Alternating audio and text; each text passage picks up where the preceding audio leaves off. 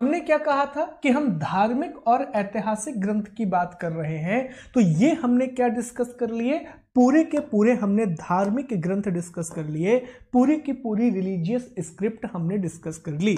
इसमें हमने वैदिक लिटरेचर को पढ़ लिया, वैदिक साहित्य को पढ़ लिया, फिर हमने बुद्धिस्ट लिटरेचर को पढ़ लिया, बुद्ध साहित्य को पढ़ लिया, और फिर हमने जैन लिटरेचर को पढ़ लिया, जैन साहित्य को पढ़ लिया। वैदिक लिटरेचर में आपको पता है वेद, वेदांग, पुराण, ब्राह्मण और अदर।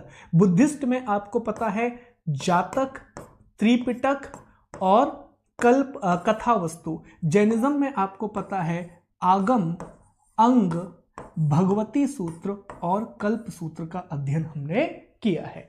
अब हम हमारे दूसरे पार्ट की ओर जा रहे हैं और अब हमें बात करना है ऐतिहासिक ग्रंथों की। अब हमें डिस्कस करना है हिस्टोरिकल स्क्रिप्ट को।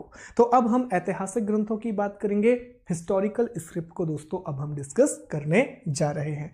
तो पहली बात तो मैं आपको यह बता दूं कि ऐतिहासिक ग्रंथ होते क्या हैं। तो याद रखना, ऐसे ग्रंथ जिनमें समाज, राजनीति, अर्थव्यवस्था, इन सब बातों का विवरण किया जाता है, उन्हें हम ऐतिहासिक ग्रंथ बोलते हैं, उन्हें हम हिस्टोरिकल बुक्स बोलते हैं। इसका एक एग्जाम्पल लीजिए दोस्तों। इसका सबसे बढ़िया उदाहरण है कौटिल्य के द्वारा लिखी गई अर्थशास्त्र। तो कौटिल्य की अर्थशास्त्र धर्म के बारे में बात नहीं करती। यहां पर आपको देवी देवता या कर्मकांड देखने के लिए नहीं मिलेंगे। यहां आपको राजनीति, अर्थव्यवस्था और समाज देखने के लिए मिलेगा। सोसाइटी, इकोनॉमी और पॉलिटिकल सिस्टम आपको देखने के लिए मिलेगा। लेकिन इससे पहले जो चीजें हम पढ़ रहे थे, उसका केंद्रीय विषय, उसका सेंट्रल सब्जेक्ट क्या था, रिलीजन था। वो तो रिलीजन के द्वारा ही हमको कुछ दूसरी बातों की जानकारी पता पड़ी। तो अब हम हिस्टोरिकल बुक्स की बात करेंगे, ऐतिहासिक ग्रंथों की बात करेंगे। और पहली ऐतिहासिक ग्रंथ है दोस्तों अर्थशास्त्र। पहला ऐतिहासिक ग्रंथ कौन सा है, अर्थशास्त्र है, जिसको लिखा गया है चाणक्य के द्वारा, जिन्हें विष्णुगुप्त या कौटिल्य के नाम से भी जाना जाता है। तो कौटिल्य के द्वारा लिखी गई अर्थशास्त्र ये पहली किताब है और सभी लोगों को मुझे ये बताने की भी जरूरत नहीं है कि भारत की महानतम पुस्तकों में से एक मानी जाती है कौटिल्य के द्वारा लिखी गई अर्थशास्त्र। कौटिल्य को ही विष्णुगुप्त कहा जाता था और उन्हीं को चाणक्य कहा जाता था। दोस्तों ये जो किताब है अर्थशास्त्र, इसमें मौर्यकालीन राजनीति, समाज और आर्थिक स्थिति की जानकारी मिलती है। मौर्यन पीरियड के पॉलिटिकल, सोशल और इकोनॉमिक पॉलिसी या सिस्टम की इंफॉर्मेशन हमको यहां से मिलती है। तो हम सभी जानते हैं कि चाणक्य का संबंध मौर्य काल से था। Chanakya was associated with the Mauryan dynasty. तो जब ये कोई पुस्तक लिखेंगे तो निश्चित सी बात है इनकी पुस्तकों में दोस्तों हमें यही जानकारी मिलेगी कि मौर्य काल की राजनीति, समाज और अर्थव्यवस्था के बारे में जानकारी मिलेगी। दोस्तों ये जो किताब है अर्थशास्त्र, ये 15 भागों में बटी हुई है, 15 अधिकरणों में बटी हुई है, जबकि इसमें 180 प्रकरण, 180 के आसपास आपको चैप्टर देखने के लिए मिलते हैं। ठीक है, अब अगर आप यहां पर देखें तो क्या आपका ये 3 नंबर का सवाल नहीं बन रहा है? और आप उठा के देखना तो प्रीवियस ईयर क्वेश्चन में आया हुआ है अर्थशास्त्र। ये 3 नंबर का एक सीधा का सीधा आपका प्रश्न यहां से बन रहा है दोस्तों। तो मैंने पहले भी कहा था कि लूसेंट आपको प्रीलिम्स में तो हेल्प करेगी ही, लेकिन ये 3 नंबर के प्रश्नों में भी आपको सीधे मदद करेगी। और यहां पर इसीलिए दोस्तों मैंने क्या किया है कि इस प्रकार से पीपीटी में बना रहा हूं ताकि मुख्य परीक्षा की तैयारी कुछ हद तक आपकी यहां से हो जाए। ठीक है, कि लेखक लिख दीजिए, विषय लिख दीजिए और संरचना लिख दीजिए। इसके अलावा भी एक चीज और आप लिख सकते हैं, वो है इसकी भाषा, लैंग्वेज। तो ये संस्कृत भाषा में लिखी गई थी, it was written in the Sanskrit language. तो इसी प्रकार लिखना पड़ता है मुख्य परीक्षा में, कुछ अलग से नहीं लिखना है आपको। ठीक है, ऐसा नहीं कि कुछ बहुत ही बाहरी काम हो रहा है। यही स्ट्रक्चर होता है 3 नंबर का आंसर लिखने का। लेखक का नाम लिख दीजिए, विषय लिख दीजिए, या तो संरचना या तो भाषा। आपका काम हो गया। और प्रीलिम्स में भी यही सवाल आएंगे, अर्थशास्त्र किसने लिखी? चाणक्य ने लिखी। इसकी भाषा क्या है? संस्कृत है। इसमें क्या दिया गया है? मौर्य काल की जानकारी दी गई है। इसकी संरचना क्या है? तो भैया इसमें 15 अधिकरण हैं और 180 प्रकरण आपको देखने के लिए मिलते हैं। तो बहुत ध्यान से आपको क्लासेस को अटेंड करना है और जो पीपीटी मैं आपको प्रोवाइड करूंगा उसको प्री और मेंस दोनों के पर्सपेक्टिव से पढ़िए। घर जाइए दोस्तों, ऑब्जेक्टिव सॉल्व कीजिए और उससे भी बड़ी बात है जो आपकी मुख्य परीक्षा हुई है उसके प्रश्न निकालिए और देखिए कितने प्रश्न आप यहां से बना पा रहे हैं। ठीक है, तो पहली किताब हो गई अर्थशास्त्र। दूसरी जो किताब है दोस्तों वह है राजतरंगिणी। कौन सी किताब है? राजतरंगिणी है। राजतरंगिणी की रचना कल्हड़ के द्वारा की गई थी। कश्मीर के लेखक हैं कल्हड़, तो कल्हड़ के द्वारा राजतरंगिणी की रचना की गई थी और इसकी भाषा भी संस्कृत है, इसकी लैंग्वेज भी संस्कृत है। और दोस्तों इसमें कश्मीर के इतिहास का वर्णन किया गया है, हिस्ट्री ऑफ कश्मीर की बात की गई है और ये संस्कृत में पहली ऐसी किताब है जिसमें ऐतिहासिक घटनाओं का क्रमबद्ध वर्णन किया गया है। तो कहा जाता है संस्कृत में इतिहास की पहली किताब कौन है? तो वो राजतरंगिणी का नाम लिया जाता है जो कि कल्हड़ के द्वारा लिखी गई थी। तो ये पॉइंट भी आप याद रखेंगे। सीधा प्रश्न आएगा, भारत की प्रथम ऐतिहासिक पुस्तक किसे कहा जाता है, या भारत में पहली बार ऐतिहासिक क्रम में घटनाओं को कहां लिखा गया? तो राजतरंगिणी में लिखा गया है जो कि कल्हड़ ने लिखी थी। इसकी भाषा संस्कृत है और इसमें कश्मीर के इतिहास का वर्णन किया गया है। हिस्ट्री ऑफ कश्मीर की बात दोस्तों यहां पर की गई है। ठीक है, तो दो पुस्तकें हो गई, अर्थशास्त्र भी हो गई और राजतरंगिणी भी यहां पर हो गई। अब आगे बढ़ते हैं, अगले पार्ट को शुरू करते हैं। तीसरी जो किताब है दोस्तों वह है चचनामा, और चचनामा को फतेहनामा सिंध भी कहा जाता है। ठीक है, और चचनामा का हिंदी में आप ये अनुवाद देखो तो लिखा गया है सिंध पर अरबों के हमले का वृत्तांत। तो इसी चित्र से याद रख लो कि सिंध पर अरबों के हमले का वृत्तांत यहां पर बताया गया है। तो चचनामा में दोस्तों जिसके लेखक अली अहमद हैं, अब कुछ किताबों में कूफी भी इसके लेखक बताए गए हैं और कुछ किताबों में यह कहा गया है कि इसके लेखक की जानकारी नहीं है। तो अक्सर आपने देखा होगा कि एग्जाम में वो आपसे पूछता है चचनामा में क्या बताया गया है। तो याद रखें चचनामा में अरबों की सिंध विजय के बारे में बताया गया है, सिंध कॉन्क्वेस्ट ऑफ अरब के बारे में बताया गया है और इसकी भाषा फारसी है, इसकी लैंग्वेज पर्शियन है। आपको याद होगा 720 एडी पहली क्लास में डिस्कस किए थे हम। ये वो समय काल है जब भारत में मुस्लिम आक्रमण शुरू हो जाएगा, मुस्लिम इन्वेजन आपको देखने के लिए मिलेगा। और इसी के साथ दोस्तों भारत में मुसलमानों ने सबसे पहले सिंध वाले क्षेत्र में अटैक किया था। आज सिंध का बहुत बड़ा हिस्सा पाकिस्तान में आता है, तो सिंध वाले इलाके में उन्होंने अटैक किया था। तो चचनामा में यह बताया गया है कि किस प्रकार मुस्लिम शासक या अरबों ने सिंध को विजित किया, सिंध को जीता। तो एक प्रश्न पूछा जाएगा चचनामा में क्या दिखा गया है? अरबों की सिंध विजय। और दूसरा प्रश्न पूछेगा चचनामा की भाषा क्या है? तो आंसर कीजिएगा पर्शियन। ठीक है, अगली किताब है अष्ट अध्यायी। और दोस्तों अष्ट अध्यायी आप सभी जानते हैं कि यह पाणिनि के द्वारा लिखी गई किताब है और यह संस्कृत व्याकरण का पहला ग्रंथ है। तो यह बताने की जरूरत नहीं है कि it is the first book of Sanskrit grammar. इसमें मौर्य काल और उसके पहले की कुछ जानकारी आपको देखने के लिए मिलती है। ठीक है, इसके बाद अगली किताब आती है गार्गी संहिता। कौन सी किताब दोस्तों? गार्गी संहिता। गार्गी संहिता को कात्यायन के द्वारा लिखा गया है और इसमें ज्योतिष की जानकारी दी गई है, एस्ट्रोलॉजी की इंफॉर्मेशन दी गई है और साथ ही साथ भारत पर होने वाले यवन का मतलब होता है ग्रीक।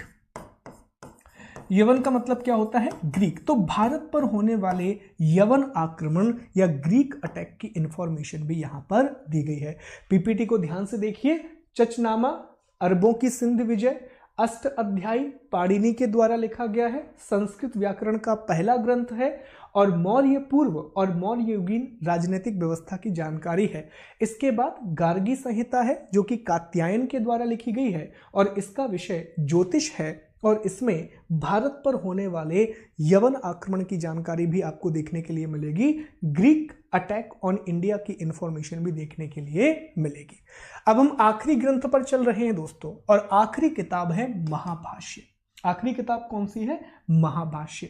महाभाष्य पुष्यमित्र शुंग के पुरोहित पतंजलि के द्वारा लिखी गई है और इसमें शुंगों की जानकारी आपको देखने के लिए मिलेगी। चूंकि ये पुष्यमित्र शुंग के पुरोहित ने लिखी है तो नेचुरल सी बात है कि इस किताब में आपको शुंगों के बारे में जानकारी मिलेगी। शुंग क्या थे, उनमें कौन कौन से राजा हुए, ये सारी इंफॉर्मेशन दोस्तों आपको महाभाष्य से देखने के लिए मिलती है। याद रखिएगा, महाभाष्य टीका है पतंजलि के द्वारा, पाणिनि के द्वारा लिखी गई 8 अध्याय पर। तो ये पॉइंट भी आपको यहां पर याद रखना है, ठीक है। तो ये हो गए दोस्तों आपके सारे ऐतिहासिक ग्रंथ। इसमें पहला ग्रंथ कौन सा था? तो पहले हमने पढ़ा अर्थशास्त्र जिसको कौटिल्य ने लिखा है।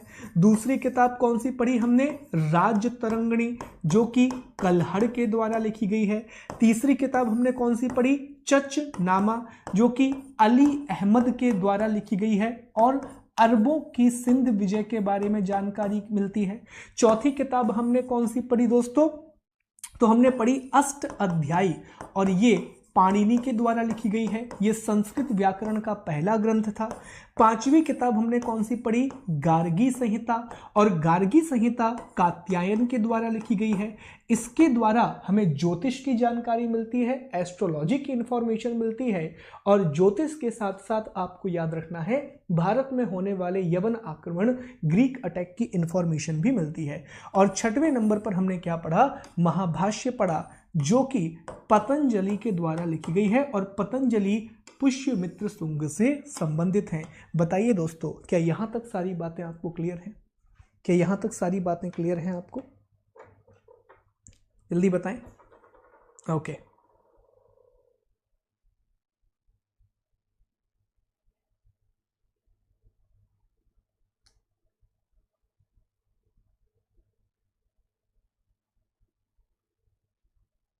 ठीक है, चलिए।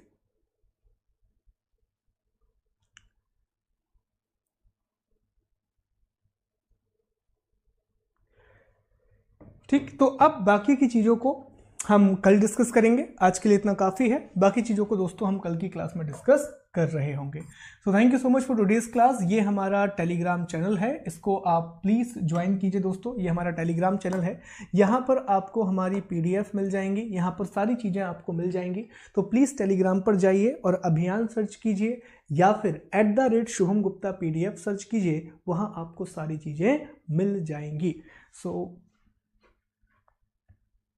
तो आप लोगों को याद होगा पिछली क्लास में हम कहां तक पढ़ लिए थे। तो पिछली क्लास में हमने काफी सारे टॉपिक को कवर कर लिया था। एक बार मैं टॉपिक निकाल देता हूं आप लोगों के लिए। आई विश आप सभी लोग MCQ सॉल्व कर रहे हैं।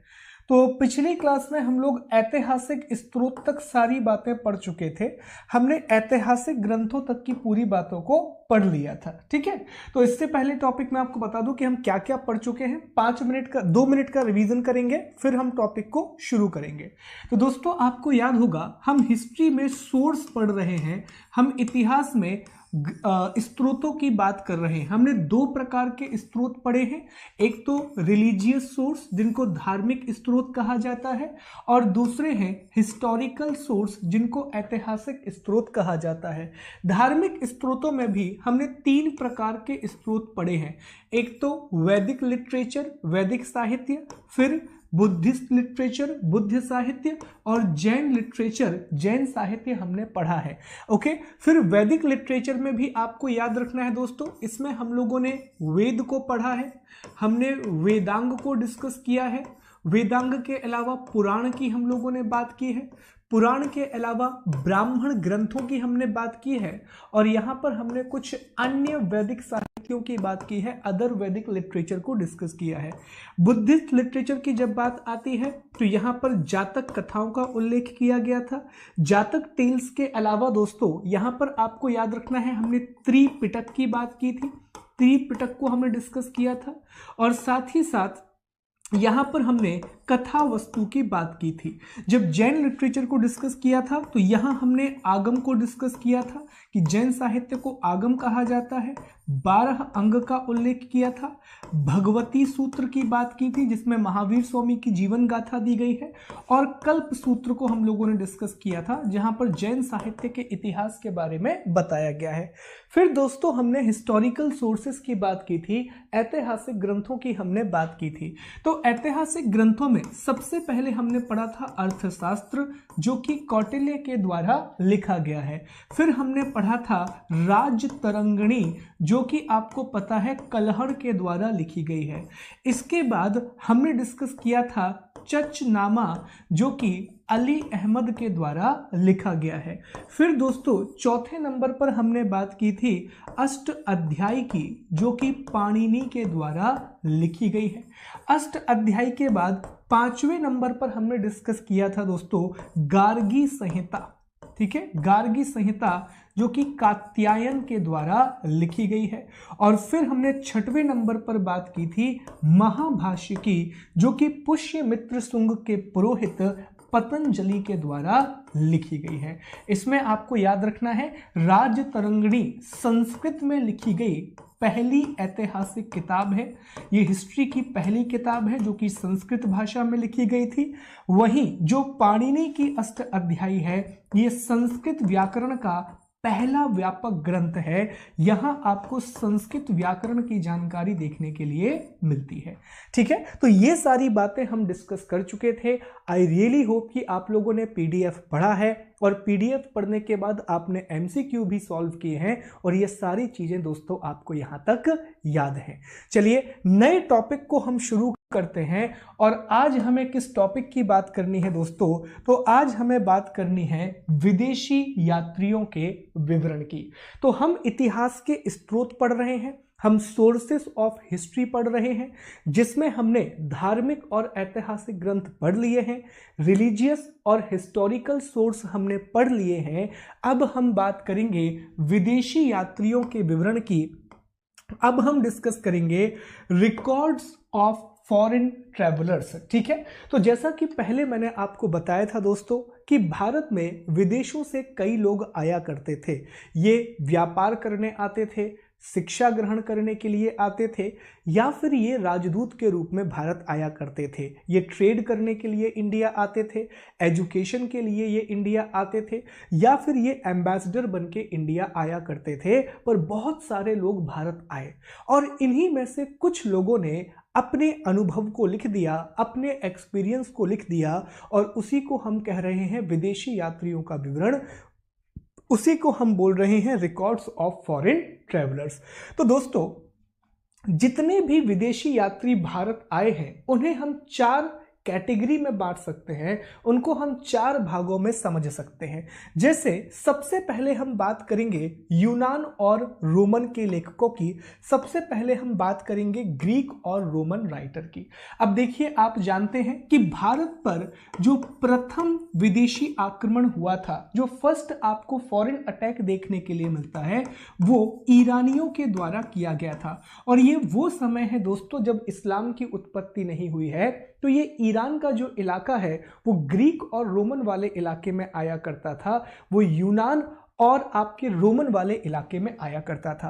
तो जब पहला आक्रमण ही भारत में यवन आक्रमण हुआ है, ग्रीक अटैक हुआ है, तो सबसे पहले विदेशी यात्री भी कौन आएंगे? निश्चित तौर पर यवन यात्री ही आएंगे। निश्चित तौर पर आपको ग्रीक राइटर ही देखने के लिए मिलेंगे।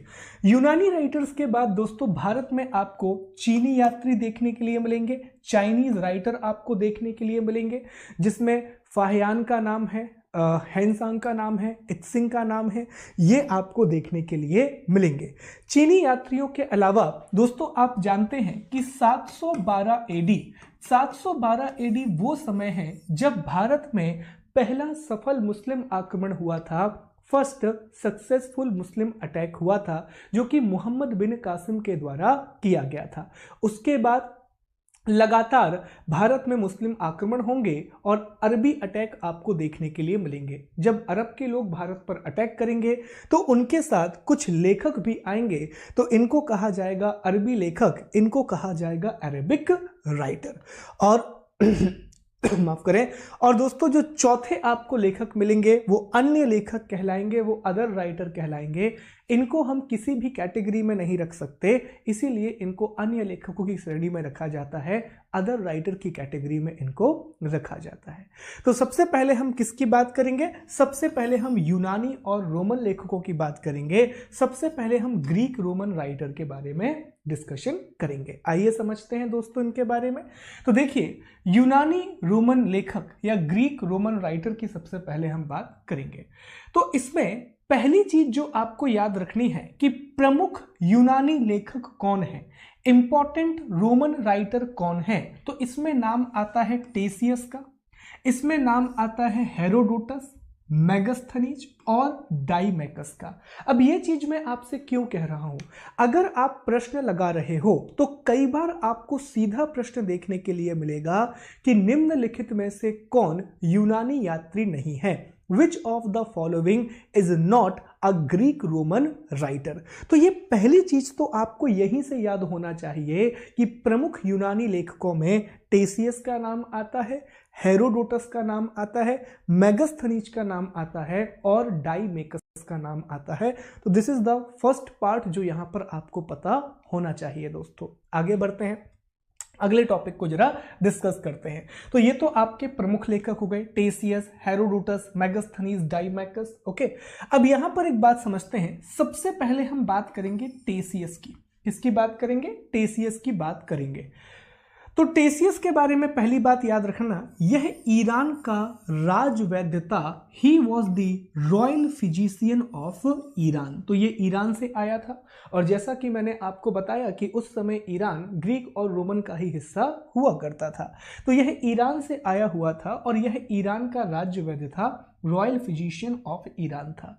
जब ये भारत आया तो इसने भारत के बारे में जो भी बातें लिखी हैं वो आश्चर्यजनक मानी जाती हैं और वो अविश्वसनीय मानी जाती हैं। जितना भी डिस्क्रिप्शन इसने दिया है दोस्तों वो इनक्रेडिबल माना जाता है, उस पर विश्वास नहीं किया जाता है। तो इसने ऐसी ऐसी बातें भारत के बारे में लिखी जो इंडिया के बारे में बिल्कुल भी सच नहीं है। तो टेसियस ने जो भी बातें लिखी उनका महत्व नहीं है। बस आप इतनी बात याद रखेंगे कि टेसियस एक यूनानी यात्री या लेखक था।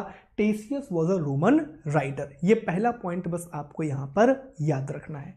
लेकिन टेसियस के बाद जो महत्वपूर्ण यहां पर लेखक का नाम आता है वो नाम है दोस्तों हेरोडोटस। ये बहुत इंपॉर्टेंट नाम है। हेरोडोटस वही व्यक्ति है जिसने पहली बार घटनाओं का क्रमबद्ध विवरण दिया। क्या किया दोस्तों? इसने घटनाओं का क्रमबद्ध विवरण दिया। इसने सिस्टमैटिक अरेंजमेंट ऑफ इंसिडेंट को दिया। और घटनाओं के क्रमबद्ध विवरण को हम क्या बोलते हैं? सिस्टमैटिक अरेंजमेंट ऑफ इंसिडेंट को हम क्या बोलते हैं? तो इसी को दोस्तों हम बोलते हैं इतिहास। तो चूंकि हेरोडोटस पहला ऐसा व्यक्ति था जिसने घटनाओं का क्रमबद्ध विवरण दिया था, जिसने सिस्टमैटिक अरेंजमेंट ऑफ इंसिडेंट कहा था, तो इसे कहा गया कि भैया यही है इतिहास का पिता। क्या कहा गया दोस्तों? इसे कहा गया इतिहास का पिता। इसे कहा गया फादर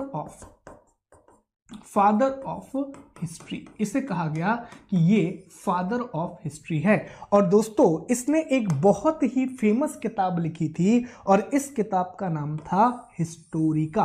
किताब का नाम क्या था? इस किताब का नाम था हिस्टोरिका। तो बहुत इंपॉर्टेंट क्वेश्चन यहां से बनता है दोस्तों, बहुत ही महत्वपूर्ण प्रश्न यहां से बनता है कि इतिहास का पिता किसे कहा जाता है? तो याद रखेंगे हेरोडोटस को कहा जाता है। हेरोडोटस कौन था? तो एक यूनानी रोमन लेखक था। He was a Greek Roman writer.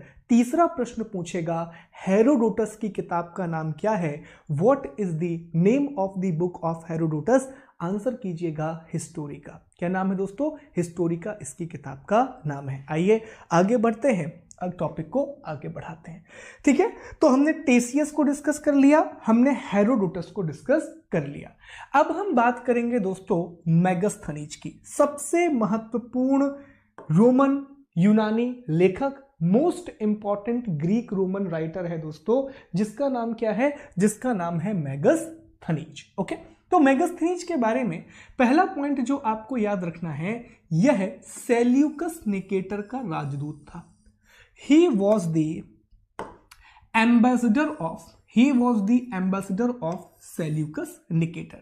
तो सेल्यूकस निकेटर एक यूनानी राजा थे, एक ग्रीक किंग थे, ग्रीक रोमन किंग थे, तो उन्हीं का राजदूत था, उन्हीं का एम्बेसडर था मेगास्थनीज, उनका राजदूत था मेगास्थनीज। अब अगर ये किसी का राजदूत है, अगर ये किसी का एम्बेसडर है, इसका मतलब ये किसी ना किसी के दरबार में तो आएगा, यस और नो? ये किसी ना किसी के कोर्ट में तो आएगा दोस्तों, तभी तो किसी का राजदूत है। राजदूत क्या करता है? एक देश की बात दूसरे देश तक ले जाता है। तो दोस्तों ये जिसके दरबार में आया था, उनका नाम था चंद्रगुप्त मौर्य। किसके दरबार में आया था? ये चंद्रगुप्त मौर्य के दरबार में आया था। अब मुझे ये बताओ, अगर ये यहां पर आएगा तो कुछ ना कुछ तो लिखेगा, कुछ ना कुछ तो राइटिंग करेगा।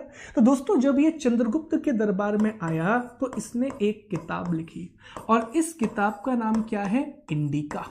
इस किताब का नाम क्या है? इंडिका।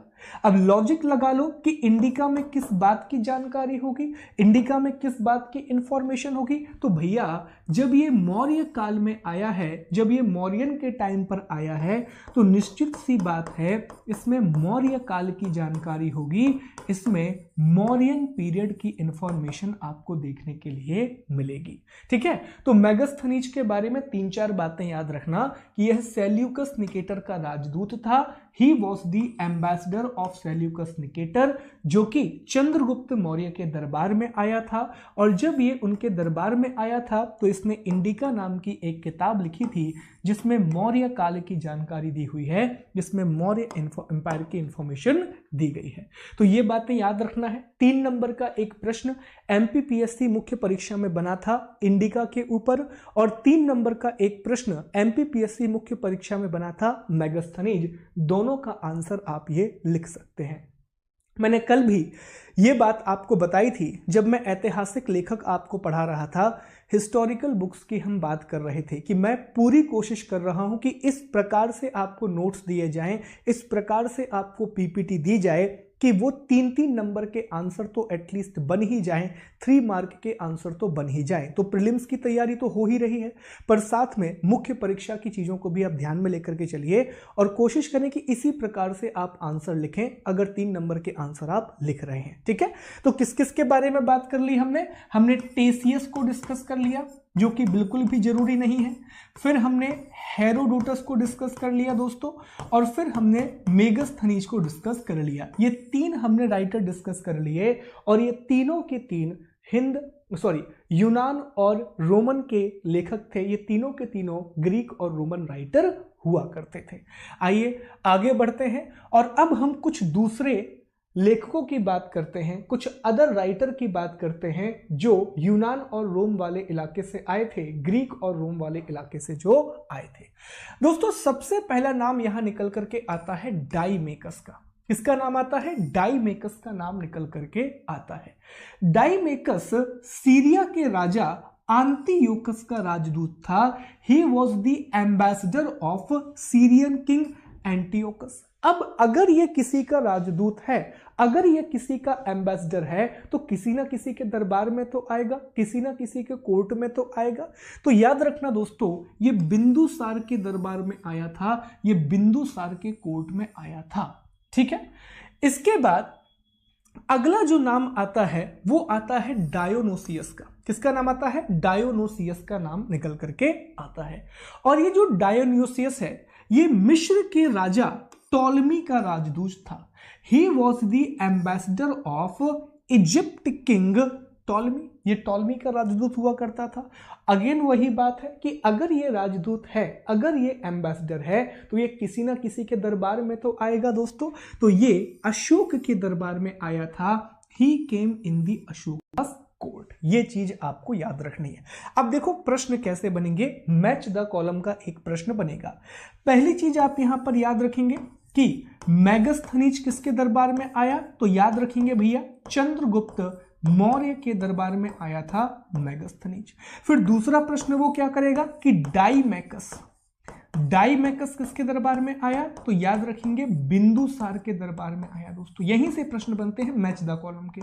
और तीसरा प्रश्न वो आपसे पूछेगा डायोनोसियस, ठीक है, डायोनीसियस ये किसके दरबार में आया, तो याद रखना दोस्तों ये अशोक के दरबार में आया था। बाकी ये सब तो याद रखने की बात नहीं है, बस ये पॉइंट यहां आपको याद रखना है कि ये किस किसके दरबार में आए थे। मेगास्थनीज चंद्रगुप्त मौर्य, डाइमैकस बिंदुसार और डायोनोसियस अशोक के दरबार में आया था। ठीक है, अब अगले लेखक की हम बात करते हैं। तो अगले राइटर का नाम है टॉलमी। अगला कौन है दोस्तों, टॉलमी है। और टॉलमी ने एक किताब लिखी थी जिसका नाम है भारत का भूगोल, जिसका नाम है ज्योग्राफी ऑफ इंडिया। ये बहुत ही इंपॉर्टेंट किताब है, बहुत ही महत्वपूर्ण किताब है और कहा जाता है कि भारत के भूगोल के बारे में बताने वाली ये आरंभिक किताबों में से एक है। It is one of the initial book talking about the geography of India. Bharat की जितनी भी ज्योग्राफी ये अपने हिसाब से बता सकता था, इसने बताया, नदियों की जानकारी दी, कुछ पर्वतों की जानकारी दी। तो टॉलमी की जो किताब है उसका नाम है भारत का भूगोल, उसका नाम है ज्योग्राफी ऑफ इंडिया। और आखिरी राइटर यहां पर निकल के आता है जिसका नाम है दोस्तों प्लिनी। जिसका नाम क्या है, प्लिनी। नाम याद रखिएगा, बहुत महत्वपूर्ण नाम है। और प्लिनी ने एक किताब लिखी थी जिसका नाम है नेचुरल हिस्ट्री। और नेचुरल हिस्ट्री पहली किताब है दोस्तों। नेचुरल हिस्ट्री उन पहली किताबों में से एक है जिसमें भारतीय वनस्पति और जीवों की जानकारी मिलती है, जिसमें इंडियन फ्लोरा और फौना की इंफॉर्मेशन आपको देखने के लिए मिलती है। तो ये सभी कौन है दोस्तों, ये सभी आपके रोमन या ग्रीक रोमन राइटर हैं। कौन है आपके, ग्रीक रोमन राइटर हैं। तो याद रखना टेसियस इंपॉर्टेंट नहीं है, बस इतना याद रखना कि ये ग्रीक और रोमन का राइटर था। फिर है हेरोडोटस, इसने हिस्टोरिका नाम की किताब लिखी थी। इसे इतिहास का पिता कहा जाता है, फादर ऑफ हिस्ट्री कहा जाता है। फिर नाम आता है मेगास्थनीज का, ये चंद्रगुप्त मौर्य के कोर्ट में आया था, चंद्रगुप्त मौर्य के दरबार में आया था और इसने इंडिका नाम की किताब लिखी थी। फिर नाम आता है डाइमैकस का। डाइमैकस के बारे में दोस्तों आपको याद रखना है कि ये बिंदुसार के दरबार में आया था। फिर पांचवा नाम आता है डायोनोसियस का। डायोनोसियस के बारे में आपको याद रखना है कि ये अशोक के दरबार में आया था। फिर नाम आता है प्लिनी का। प्लिनी की किताब का नाम टॉलमी का। टॉलमी की किताब का नाम भारत का भूगोल है, ज्योग्राफी ऑफ इंडिया है। और फिर नाम आता है दोस्तों प्लिनी का, जिसने नेचुरल हिस्ट्री नाम की किताब लिखी थी, जिसमें भारतीय वनस्पति और जीवों की जानकारी है, इंडियन फ्लोरा और फौना की इंफॉर्मेशन आपको देखने के लिए मिलती है। आई विश ये चीजें आपको याद हो जाएंगी। प्लीज एक बार पीडीएफ जरूर पढ़ लेना। चलिए आगे बढ़ते हैं। एक किताब और है दोस्तों, एक किताब और है जिसका नाम है पेरिप्लस ऑफ द इरीथ्रियन सी।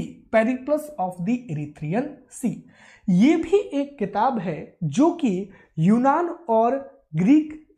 और रोम के लेखकों के द्वारा लिखी गई थी, जो कि आपके ग्रीक और रोमन राइटर के द्वारा लिखी गई थी। लेकिन आज तक ये बात पता नहीं पड़ी कि भैया आखिरकार ये किताब किसके द्वारा लिखी गई थी, आखिरकार ये किताब किसके द्वारा लिखी गई थी। तो अनोनिमस है। ये वही लोग हैं दोस्तों जो कई बार आपकी चैटों में आ जाते हैं। यहाँ पर जब हम यूट्यूब पर आप पढ़ रहे होते हैं तो कई बार ऐसे लोग आ जाते हैं जो फालतू की बातें करते हैं, उलूल जुलूल बातें करते हैं, लेकिन उनका कभी नाम नहीं होता। वो हमेशा अनोनिमस होते हैं, वो अजीबो गरीब नामों से आते हैं। उनके नाम देख करके बड़ा अजीबो गरीब लगता है दोस्तों, क्या क्या नाम रख के आते हैं वो लोग। ठीक है, मेहनत करते हैं वो लोग, नाम को सोचने में मेहनत करते हैं। ठीक है, लेकिन ये किताब भी एक अज्ञात लेखक के द्वारा लिखी गई थी। ये भी एक एनोनिमस राइटर, हमको उसकी जानकारी नहीं है। अब आप देखिए, चूंकि इस किताब में आपको सी देखने के लिए मिलेगा, यहां आपको समुद्र देखने के लिए मिलेगा। तो सी अगर है तो इससे किसकी जानकारी मिलेगी? तो याद रखें, इस किताब में आपको भारतीय बंदरगाहों की जानकारी मिलेगी। इंडियन पोर्ट की इंफॉर्मेशन इस किताब से मिलती है। तो भारतीय बंदरगाहों की जानकारी ये किताब देती है। Knowledge of Indian port at the time of 80 AD, 80 ईसा के भारतीय बंदरगाहों की जानकारी आपको इस किताब से मिलती है। तो ये थे दोस्तों आपके यूनान और रोम के लेखक, ये थे आपके यूनान रोमन राइटर। आई विश ये टॉपिक आपको यहां तक क्लियर हो गया होगा। आगे बढ़ते हैं और अब हम चीनी लेखकों की बात करते हैं। अब हम चाइनीज राइटर की बात करते हैं। पहले मुझे ये बताइए, क्या यहां तक आपको टॉपिक समझ में आया? यहां तक कोई डाउट है आपको? फिर हम चाइनीज राइटर की बात करते हैं दोस्तों। यहां तक सारी बातें क्लियर हैं?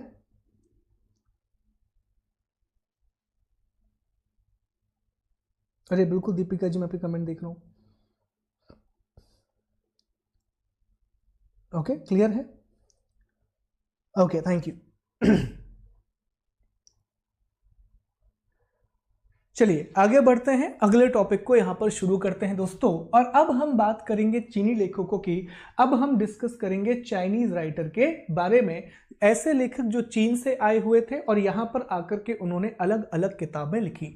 तो चीनी लेखकों में सबसे प्रमुख जो लेखक हैं उसमें फाहियान का नाम आता है, उसमें सुंगयुन का नाम आता है, हैंसांग का नाम आता है और इत्सिंग का नाम आता है। तो जैसे मैंने आपको पहले बताया था कि जब आप यूनान और रोम के लेखकों की बात करते हैं तो वहां टेसियस, Herodotus, Megasthenes, डाइमेकस, Dionysius, Ptolemy, Pliny, ये सभी महत्वपूर्ण लेखक हैं। तो प्रश्न क्या बन जाता है कि इनमें से कौन यूनानी लेखक नहीं है? Which of the following is not the Greek writer?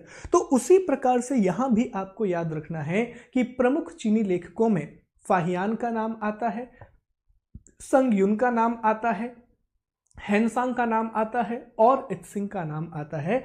तो ये नाम दोस्तों यहां पर आपको याद रखने हैं। सबसे पहले हम बात करेंगे फाहियान की, और इंग्लिश में उसको इस प्रकार से लिखा जाता है, फाहियान। ठीक है, तो सबसे पहले हम फाहियान की बात करेंगे। तो फाहियान के बारे में पहला पॉइंट तो क्या हो गया दोस्तों? तो पहला पॉइंट तो यहीं पर हो गया दोस्तों कि ये एक चीनी यात्री है। पहला पॉइंट क्या हो गया कि ये एक चीनी यात्री है। He was a Chinese traveller. अब आप मुझे बताओ, अगर ये यात्री है तो किसी ना किसी के देश में तो आएगा, किसी ना किसी पर्टिकुलर राजा के काल में आएगा। उस समय राजा हुआ करते थे, तो किसी ना किसी राजा के समय पर तो ये आएगा। तो आपको याद रखना है दोस्तों, ये जिस राजा के समय भारत आया था, तो उस समय भारत में गुप्त राजा चंद्रगुप्त द्वितीय का शासन चल रहा था। उस समय भारत में चंद्रगुप्त द्वितीय का रूल चल रहा था। तो फाहियान एक चीनी यात्री है जो कि चंद्रगुप्त द्वितीय के शासनकाल में भारत आया। दोस्तों अगर ये भारत आएगा तो निश्चित तौर पे कुछ ना कुछ तो लिखेगा भारत के बारे में, एक ना एक किताब तो लिखेगा। तो इसने भी भारत आकर के एक किताब लिखी जिसे फोगुजी कहा जाता है, लेकिन सामान्य भाषा में उसे कहा जाता है बौद्ध राज्यों का, क्या कहा जाता है? बौद्ध राज्यों का अभिलेख। इसने एक किताब लिखी जिसे कहा जाता है बौद्ध राज्यों का अभिलेख, records of Buddhist kingdom. Records of Buddhist kingdom, ये इसने एक किताब लिखी, बौद्ध राज्यों का अभिलेख या रिकॉर्ड्स ऑफ बुद्धिस्ट किंगडम। अब आप खुद मुझे बताओ कि इसमें ये जानकारी क्या देगा, इसमें ये इंफॉर्मेशन क्या देगा? तो इससे ना चीजों को लिंक करना सीखो कि अगर ये गुप्त राजा के समय आया है, अगर ये गुप्त किंग के समय आया है, तो इसमें जानकारी भी आपको क्या मिलेगी? तो याद रखना दोस्तों, इससे आपको गुप्त काल की जानकारी मिलती है, इससे आपको गुप्त एज की इंफॉर्मेशन मिलती है, या गुप्ता एज की इंफॉर्मेशन आपको यहां देखने के लिए मिलती है। और गुप्त काल में भी आपको एक बात बता दूं दोस्तों कि गुप्त काल में भी विशेषकर मध्य प्रदेश के समाज और संस्कृति की जानकारी आपको मिलती है। गुप्त एज में भी specially society and culture of Madhya Pradesh की इंफॉर्मेशन मिलती है। फाहियान ने मध्य प्रदेश के बारे में क्या लिखा? फाहियान ने एमपी के बारे में लिखा कि यहां के लोग बहुत सुखी हैं, यहाँ के लोग बहुत ज़्यादा सुखी हैं, यहाँ के लोग बहुत ज़्यादा हैप्पी हैं। दूसरी बात उसने लिखी मध्य प्रदेश के बारे में कि यहाँ के लोग बहुत ज़्यादा समृद्ध हैं, यहाँ के लोग बहुत ज़्यादा प्रॉस्परस हैं। और तीसरी बात उसने लिखी कि जो मालवा की जलवायु है, जो मालवा क्षेत्र की जलवायु है, जो क्लाइमेट ऑफ मालवा है, जो क्लाइमेट ऑफ मालवा है वो विश्व का सबसे अच्छा क्लाइमेट है। It is the best climate of entire world. तो ये बात दोस्तों मध्य प्रदेश के संदर्भ में आपको खास तौर पर याद रखना है। एमपी के कॉन्टेक्स्ट में आपको ये बात स्पेशली याद रखना है। सवाल पूछा जाएगा कि किस लेखक ने मध्य प्रदेश की तारीफ की है, या मध्य प्रदेश की जलवायु की तारीफ की है, या मध्य प्रदेश के लोगों को सुखी और समृद्ध बताया है, एमपी के लोगों को हैप्पी और प्रॉस्परस बताया है। तो याद रखेंगे उस लेखक का नाम है चीनी यात्री फाहियान, जो कि गुप्त राजा चंद्रगुप्त द्वितीय के समय भारत आया था। गुप्ता किंग चंद्रगुप्त द्वितीय के टाइम पर वो इंडिया आया था और इसने एक किताब लिखी थी जिसको कई बार कुछ फोगुजी भी कहते हैं, और बौद्ध राज्यों का अभिलेख बुद्धिस्ट किंगडम रिकॉर्ड्स या रिकॉर्ड्स ऑफ बुद्धिस्ट किंगडम भी कहा जाता है। तो ये बातें दोस्तों आप फाहियान के बारे में याद रखेंगे। ना सिर्फ यहां से आपके फैक्ट कवर होंगे बल्कि 3 नंबर का एक छोटा सा आंसर भी आप यहां से बना सकते हैं दोस्त। चलिए आगे बढ़ते हैं फाहियान के बाद, और अब हम बात करेंगे सुंग युन की। किसकी बात करेंगे? सुंग युन। इसके बारे में सिर्फ एक बात याद रखना कि यह एक चीनी यात्री था, बस। इसके अलावा कुछ भी आपको याद नहीं रखना है। अगर प्रश्न कभी आया भी तो सिर्फ इतना प्रश्न आएगा, सुंग युन कौन था? तो बता देना यह एक चीनी यात्री था। He was a Chinese traveller. और इसने क्या किया था? यह 3 साल तक रहा था और यह बौद्ध धर्म की जानकारी एकत्रित कर रहा था। अच्छा, एक कॉमन बात मैं आपको और बता दूं, जितने भी लोग चीन से भारत आएंगे, जितने भी लोग चाइना से इंडिया आएंगे, वो सभी लोग बौद्ध धर्म की जानकारी लेने के लिए आएंगे। बुद्धिज्म की इंफॉर्मेशन कलेक्ट करने के लिए सभी लोग भारत आते हुए आपको दिखाई देंगे। ये बात मेरे दोस्त आप याद रखिएगा, ठीक है। चलिए आगे बढ़ते हैं, और सुंग युन के बाद अब हम बात करते हैं सबसे महत्वपूर्ण चीनी लेखक ह्वेन सांग की बात करते हैं। इंग्लिश में इसकी बहुत सारी इंफॉर्मेशन है, ह्वेन सांग, जुंगजैंग, हुनसैंग, तो अलग अलग इंफॉर्मेशन है। तो इंग्लिश मीडियम वाले दोस्त कोई भी नाम यूज कर सकते हैं। देखिए मैं पूरी कोशिश कर रहा हूं कि जितने भी दोस्त यहां पर इंग्लिश मीडियम के जुड़े हुए हैं, चूंकि हिंदी वाली किताब इंग्लिश में ट्रांसलेट नहीं की गई है, तो मैं जेन्युइन ट्रांसलेशन लाने की कोशिश कर रहा हूं ताकि इंग्लिश मीडियम के दोस्तों की मदद यहां पर हो सके। ओके, चलिए तो अब हम ह्वेनसांग के बारे में बात करेंगे। ह्वेनसांग को यहां पर हम डिस्कस करेंगे। तो ह्वेनसांग भी क्या था दोस्तों? एक पॉइंट, यह एक चीनी यात्री था। कैसा यात्री था? यह एक चीनी यात्री था। अगेन, अगर ये एक चीनी यात्री है तो ये किसी ना किसी के समय तो भारत आया होगा, ये किसी ना किसी के टाइम पीरियड पर तो इंडिया आया होगा। तो जिस समय ह्वेनसांग भारत आया दोस्तों, उस समय भारत पर हर्षवर्धन का शासन था। उस समय इंडिया पर हर्षवर्धन रूल कर रहा था। वर्धन साम्राज्य आपको भारत में देखने के लिए मिलेगा। जब यह भारत आया तो इसने लगभग 15 वर्षों का समय भारत में गुजारा। इसने लगभग 15 इयर्स का टाइम इंडिया में गुजारा। बहुत बड़ा समय होता है, लगभग 15 साल यह भारत में रहा। जब यह 15 साल भारत में रहेगा तो निश्चित सी बात है इसके पास बहुत सारी जानकारी आ जाएगी, और उस जानकारी को यह एक किताब में लिखेगा। और इस किताब का नाम है दोस्तों सी यू की। किताब का नाम क्या है? इस किताब का नाम है सी यू की। तो इसने सी यू की नाम की एक किताब लिखी। अब लॉजिक लगाते हैं अपन, ठीक है, कि इसमें क्या क्या इंफॉर्मेशन होगी। तो देखो, ये किसके समय भारत आया? तो ये हर्ष के समय भारत आया। तो पहला तो आप क्या कहेंगे भैया कि हर्ष के समय के भारत की जानकारी, ठीक है, इंफॉर्मेशन ऑफ हर्ष पीरियड, ठीक है। हर्ष पीरियड की इंफॉर्मेशन आपको मिलेगी कि हर्षवर्धन के समय भारत कैसा था, समाज कैसा था, अर्थव्यवस्था कैसी थी, राजनीति कैसी थी, सोसाइटी, इकोनॉमी और आपको पॉलिटिकल सिस्टम की इंफॉर्मेशन मिलेगी।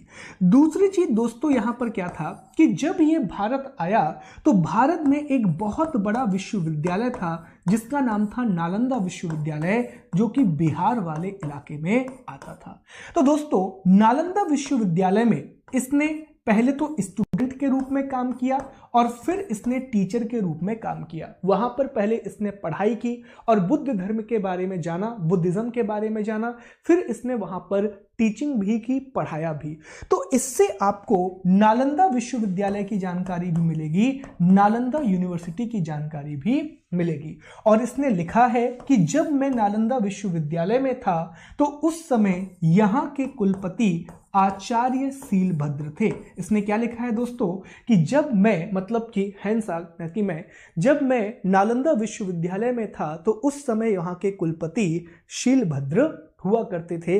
ये बात भी दोस्तों उसने यहाँ पर लिखी हुई है।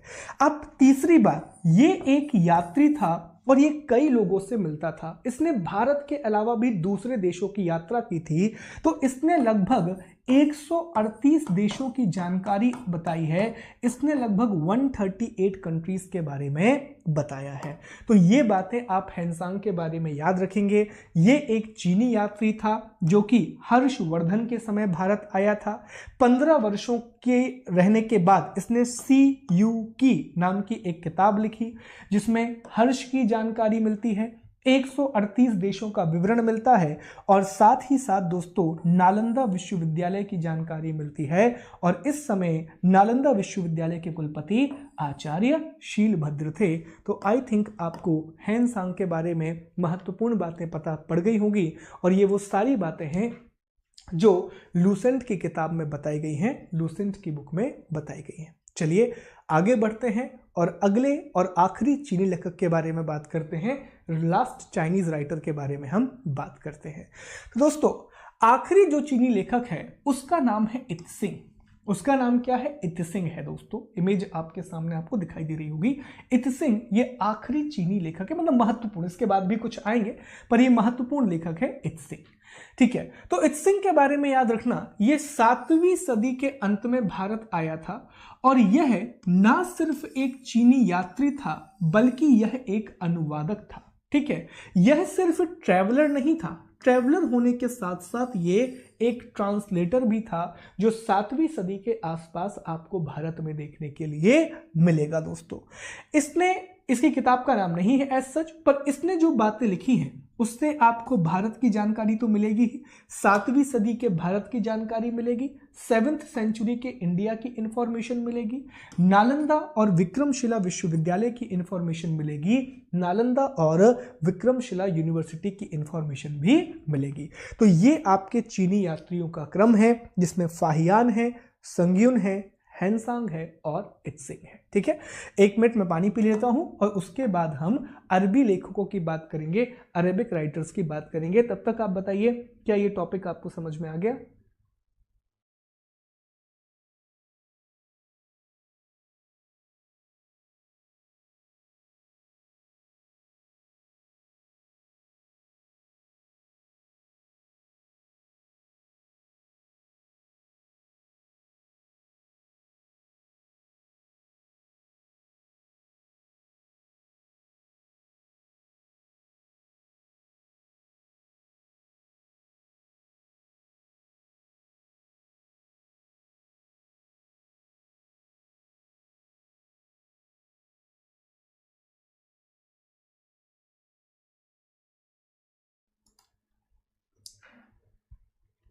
चलिए दोस्तों, तो अब हम टॉपिक को आगे बढ़ाते हैं और अब हमने यूनान के लेखक को भी डिस्कस कर लिया है, हमने रोमन राइटर्स की बात कर ली है, हमने चाइनीज राइटर की बात कर ली है, चीनी लेखकों की हमने बात कर ली है और अब हम बात करेंगे अरबी लेखकों की। अब हम बात करेंगे अरेबिक राइटर्स के बारे में। ठीक है, अब हम सभी लोग जान ही रहे हैं ऑलरेडी कि 712 AD ये वो समय है जब भारत पर हमें प्रथम सफल मुस्लिम आक्रमण देखने के लिए मिलेगा, फर्स्ट सक्सेसफुल मुस्लिम अटैक देखने के लिए मिलेगा। और ये आक्रमण मोहम्मद बिन कासिम के द्वारा किया गया था, ये हम सभी लोग जानते हैं। तो जैसे ही 712 एडी में भारत पे पहला आक्रमण होगा, उसके बाद लगातार भारत पर आक्रमण होना शुरू हो जाएंगे। कंटिन्यूअसली आपको भारत पर मुस्लिम आक्रमण देखने के लिए मिलेंगे।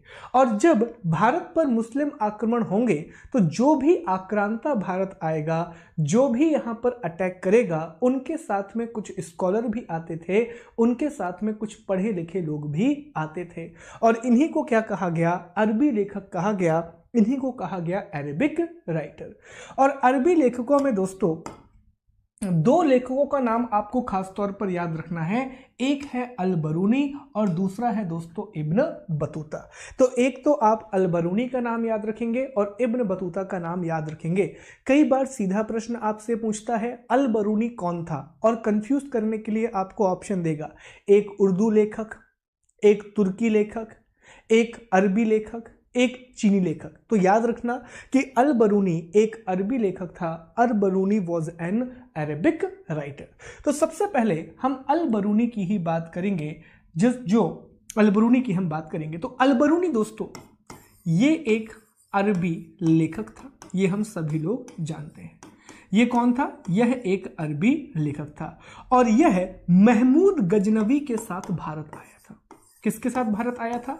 ये महमूद गजनवी के साथ भारत आया था। आपको याद होगा कि लगभग 1000 के आसपास का समय है जब महमूद गजनवी के भारत में आक्रमण हो रहे थे। महमूद गजनवी लगातार इंडिया में अटैक कर रहा था, ठीक है। तो जब महमूद गजनवी भारत पे आक्रमण कर रहा था तो वह अपने साथ एक स्कॉलर को लेकर के आया था, एक विद्वान को लेकर के आया था, जिसका नाम क्या था दोस्तों? अल बरूनी था, ठीक है। अल बरूनी ने महमूद गजनवी बहुत समय तक भारत में रहा है। कई लोग कहते हैं कि लगभग भारत पर 17 बार आक्रमण किया है, तो बहुत सारे अटैक किए। तो इसने एक लंबा समय भारत में गुजारा, एक बहुत बड़ा टाइम इसने इंडिया में गुजारा। और इतना समय गुजारने के बाद इसने एक किताब लिखी और इसकी किताब को कहा जाता है किताब उल हिंद। ये सवाल कई बार पूछता है दोस्तों, इसकी किताब को कहा जाता है किताब उल हिंद। कई बार इसका दूसरा नाम लिख देता है और लिख देता है तहकीक ए हिंद। क्या लिख देता है दोस्तों? तहकीक ए हिंद लिख देता है। और कई बार इस किताब को कहा जाता है भारत की खोज। कई बार क्या कहा जाता है? कई बार इस किताब को भारत की खोज कहा जाता है, डिस्कवरी ऑफ इंडिया कहा जाता है। तो सीधा प्रश्न बनेगा किताब उल हिंद, तहकीक ए हिंद, भारत की खोज, इस किताब की रचना किसने की? तो आंसर दीजिएगा, अरबी लेखक अल बरूनी के द्वारा इसकी रचना की गई, जो कि महमूद गजनवी के साथ भारत आया था। अब एक और सवाल पूछेगा, मासूम सवाल पूछेगा कि इस किताब की भाषा क्या थी? What was the language? तो दोस्तों आप लॉजिक से आंसर दे दोगे कि जब यह एक अरबी लेखक है तो यह किस भाषा में लिखेगा? निश्चित तौर पर यह अरबी भाषा में लिखेगा। तो जो इसने किताब उल हिंद लिखी वह अरबी भाषा में लिखी, वह इसने अरेबिक लैंग्वेज में ही लिखी थी। ये पॉइंट आपको यहाँ पर याद रखना है। अब अगर एक किताब लिखी है तो इससे कुछ जानकारी भी मिलेगी, इससे कुछ इंफॉर्मेशन भी मिलेगी। तो दोस्तों इससे बहुत सारी जानकारियाँ मिलती हैं, इससे बहुत सारी इंफॉर्मेशन हमको मिलती हैं। सबसे पहली चीज देखिए, महमूद गजनवी के आक्रमण भारत पर कब हुए? तो 1000 एडी के आसपास महमूद गजनवी के भारत पर आक्रमण हो रहे हैं। इस समय अगर आप भारत में किसी व्यवस्था को देखोगे तो इस समय भारत में आपको राजपूत राजा देखने के लिए मिलेंगे और कई राजपूत शासक आपको देखने के लिए मिलेंगे, राजपूत किंग आपको देखने के लिए मिलेंगे। तो इसने भी क्या किया? किताब उल हिंद में राजपूत राजाओं की इसने जानकारी दी, इंफॉर्मेशन ऑफ राजपूत किंग। उसने बताया कि राजपूत जो राजा होते हैं उनकी सोसाइटी कैसी होती है, वो कैसे इकोनॉमिक सिस्टम को चलाते हैं, कैसी उनकी पॉलिटिकल सिस्टम होता है, ये सारी बातें इसने बताई। उसके अलावा दोस्तों इसने भारत के धर्म के बारे में बताया कि भारत में कौन से धर्म हैं।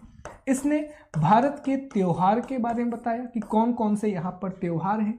भारत में उसने तंत्र मंत्र की जानकारी भी बताई कि यहाँ पर कौन कौन सा तंत्र मंत्र चलता है। और तीसरी जानकारी उसने भारत के खगोल शास्त्र के बारे में भी जानकारी बताई।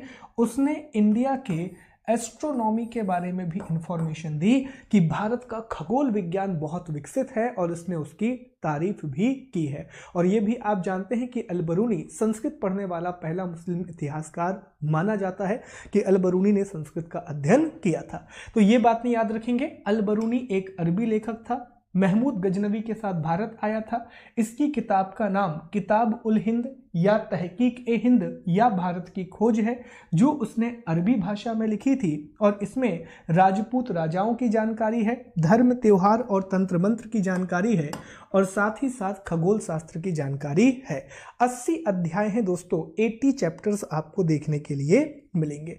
तो ये अल-बरूनी की इंफॉर्मेशन है जो आपके सामने स्क्रीन पर आपको दिखाई दे रही है। ठीक है, आई थिंक अल-बरूनी ने में अब आपको डाउट नहीं होगा। अब हम अगले लेखक पर चलते हैं और अब हम बात करते हैं इब्न बतूता के बारे में कि इब्न बतूता कौन था, ये कैसे आया था, इसके बारे में हम बात करते हैं दोस्तों।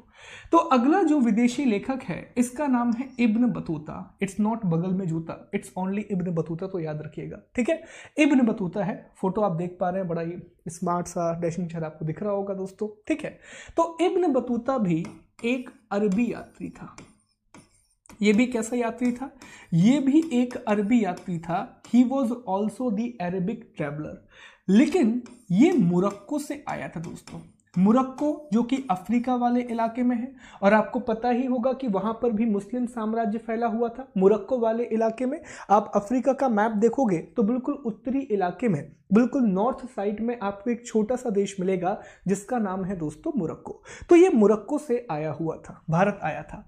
अब अगर ये भारत आएगा तो किसी ना किसी शासक के समय तो आएगा, किसी ना किसी रूलर के समय तो ये इंडिया आएगा। तो दोस्तों जब ये भारत आया तो यहां पर मोहम्मद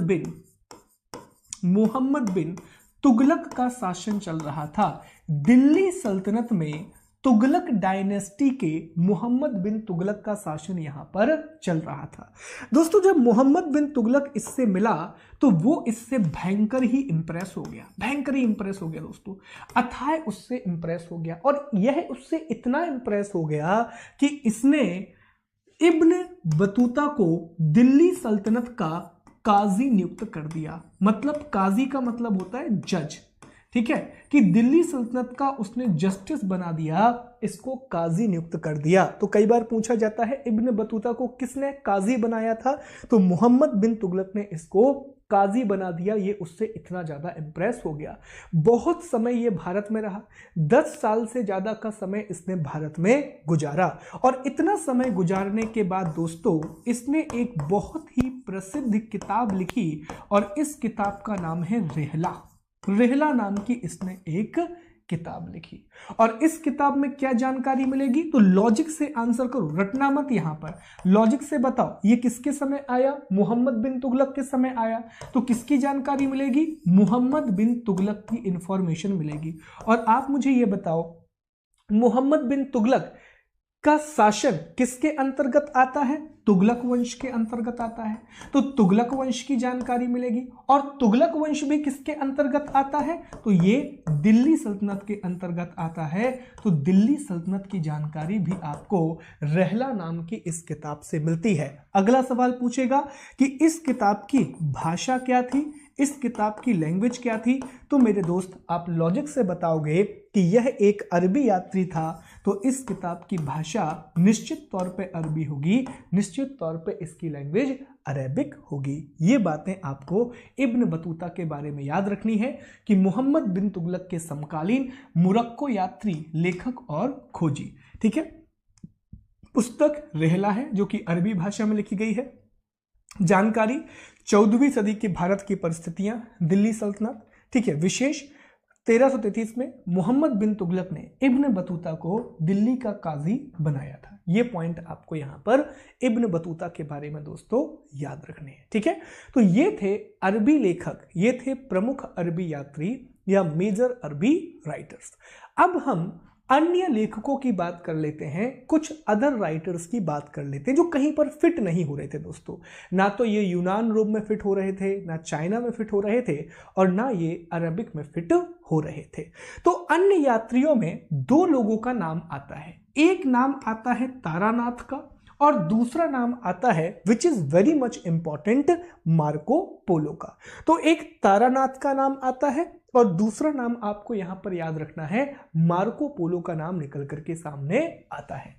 दोस्तों ये जो तारानाथ है ये एक तिब्बती लेखक था, ये एक तिब्बतन राइटर था, इंपॉर्टेंट नहीं है। इसकी किताब का नाम कंग्यूर या तंग्यूर था। ये सवाल बहुत कम पूछे जाते हैं तो ज्यादा आपको परेशान नहीं होना है। तो तारानाथ की किताब का नाम कंग्यूर या तंग्यूर के नाम से जाना जाता है, do not worry about it. पर मार्को पोलो बहुत इंपॉर्टेंट है, मार्को पोलो बहुत ज्यादा इंपॉर्टेंट है।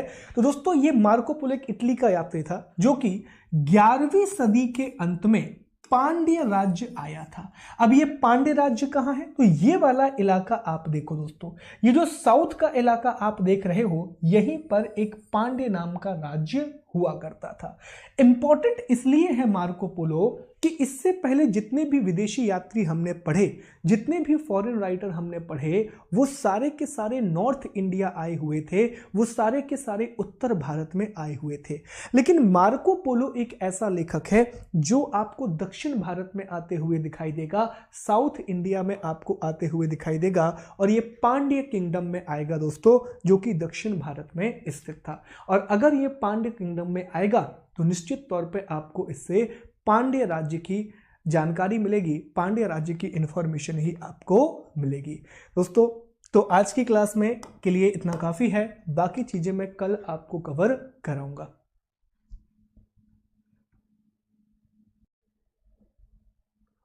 ओके तो आपको याद होगा दोस्तों, पिछली कक्षा में या कल की कक्षा में हमने कहां तक पढ़ लिया था? तो पिछली कक्षा में हम पढ़ रहे थे स्रोतों के बारे में, हम सोर्सेस के बारे में पढ़ रहे थे, स्रोतों का अध्ययन हम कर रहे थे।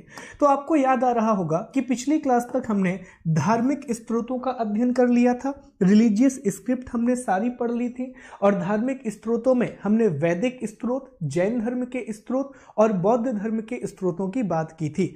फिर दोस्तों हमने ऐतिहासिक ग्रंथों का अध्ययन किया था, हिस्टोरिकल स्क्रिप्ट को हमने पढ़ा था, इसका रिवीजन भी हम कर चुके थे, सारी ऐतिहासिक किताबों को, हिस्टोरिकल बुक्स को भी हमने पढ़ लिया था।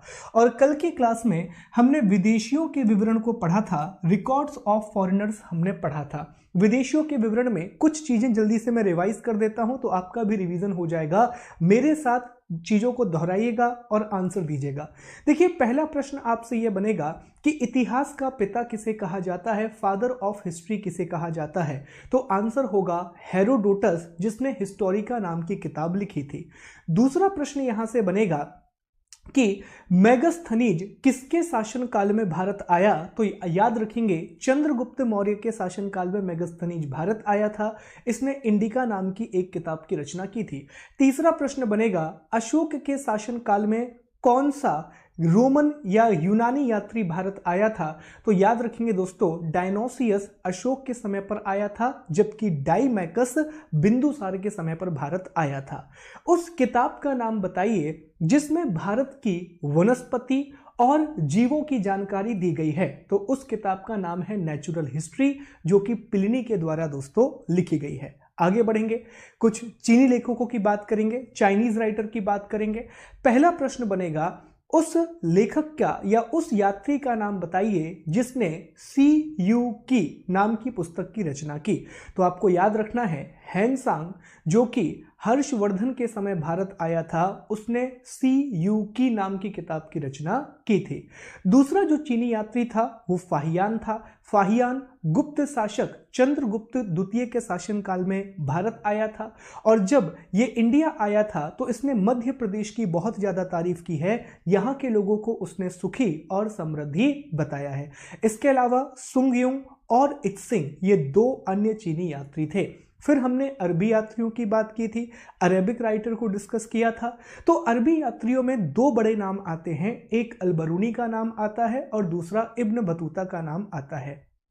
अल-बरूनी महमूद गजनवी के साथ भारत आया था, और जब ये भारत आया तो इसने एक किताब लिखी जिसका नाम है किताब उल हिंद।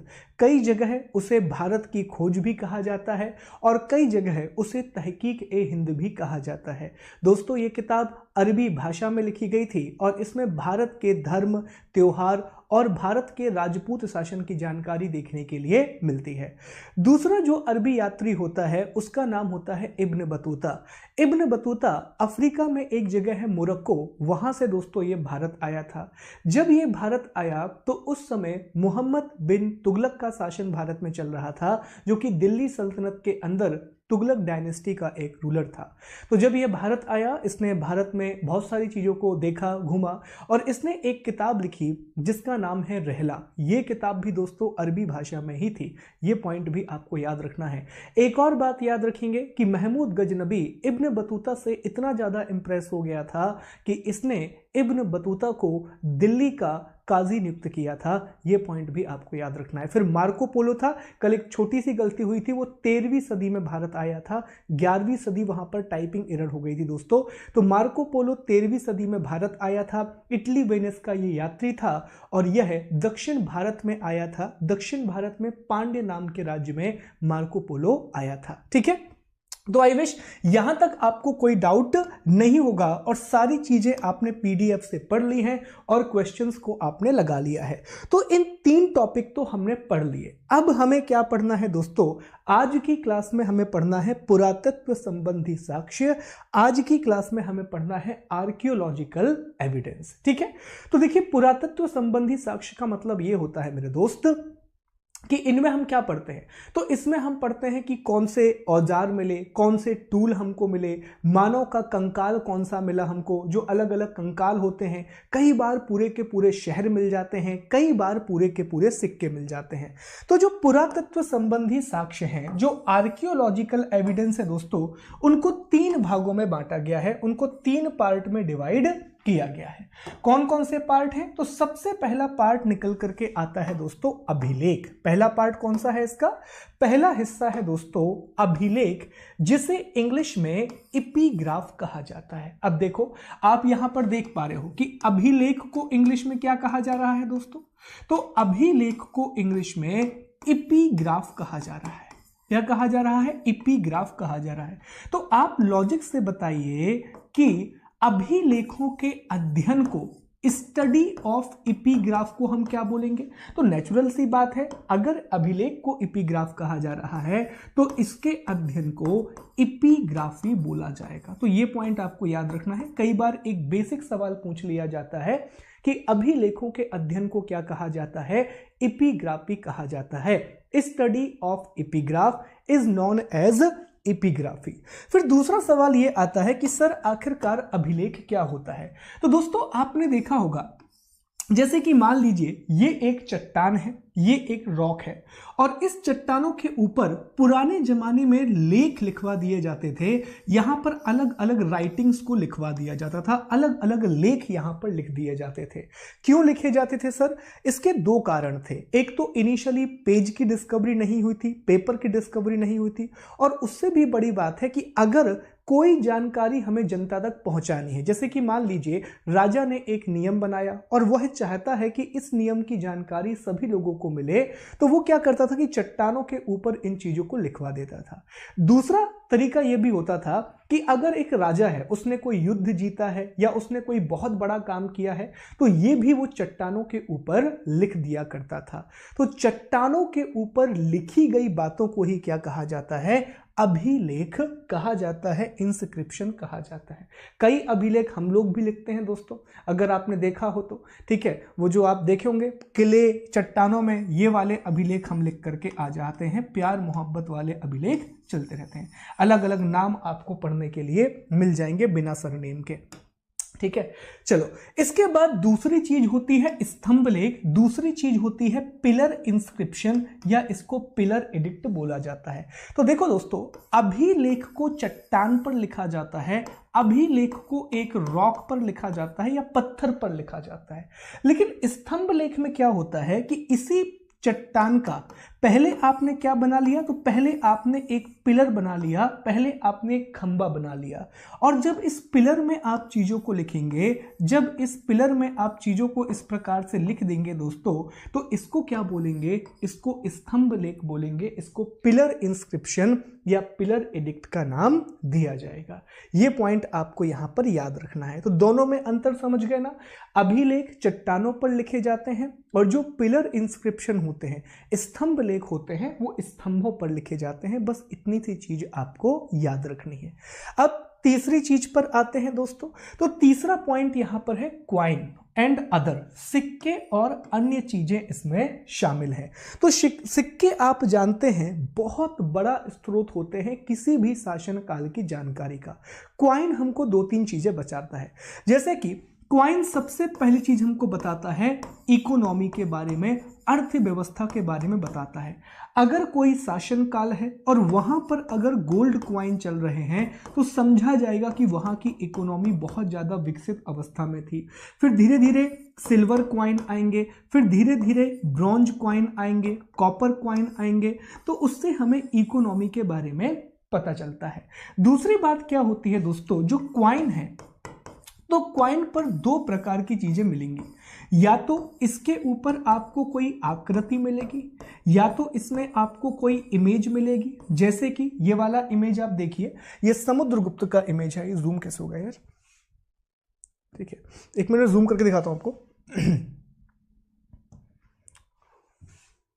नहीं हो रहा है, ठीक है। अगर आप देख पा रहे हो उसको ध्यान से, तो दोस्तों ये जो इमेज है ना, ये समुद्रगुप्त का एक इमेज है। और इस वाले इमेज में अगर आप ध्यान से देखोगे तो समुद्रगुप्त आपको, ये वाला, इसमें समुद्रगुप्त आपको वीणा बजाते हुए दिखाई देगा। तो ये हमें क्या बता रहा है, तो क्वाइन में ये जो इमेज है ये हमको ये बता रही है कि जो समुद्रगुप्त है वो संगीत का प्रेमी था। He was a music lover. दूसरी चीज क्या होती है दोस्तों, ये जो क्वाइन होते हैं इन पर कुछ ना कुछ स्क्रिप्ट लिखी हुई होती है, इन पर कोई ना कोई लेख लिखा रहता है, कई प्रकार की बातें लिखी रहती हैं। कई बार राजा का नाम लिखा रहता है, कई बार जगह का नाम लिखा रहता है। तो उससे हमें बहुत महत्वपूर्ण जानकारी मिलती है कि ये सिक्का इस राजा के समय चलता था या इस जगह का नाम ये था। एक और बात समझना क्वाइन के बारे में। अब जैसे मान लीजिए कि ये तीन जगह हैं, एक का नाम है ए, एक का नाम है बी और एक का नाम है सी।